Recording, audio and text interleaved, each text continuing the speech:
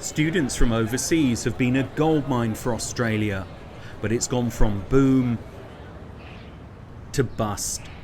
COVID-19 and border closures have ravaged an education industry that was one of the nation's biggest exports. It certainly has been catastrophic. Massive job losses, the massive cuts to courses because of the impact COVID-19 had on university revenues. Australian universities are reliant on income from international students.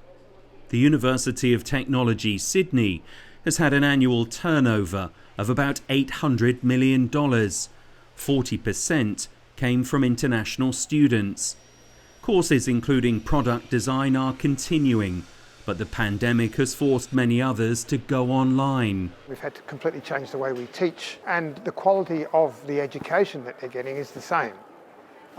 Probably in those first few months when we were adapting, the delivery wasn't as smooth as we would have hoped, but I think nowadays, that now we've had a year of practice at delivering in this way, they're getting a really top quality product.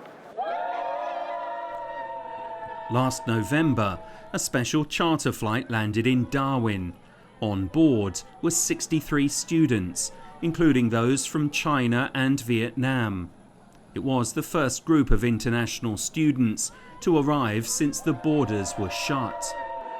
Fortress Australia is still banning most foreign travellers because of the pandemic, but there is a chance more overseas students could be allowed into the country by the end of the year.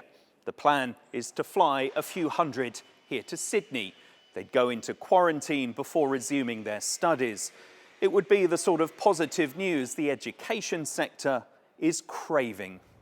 My friends back home in China, they're very frustrated that they can't come here to study.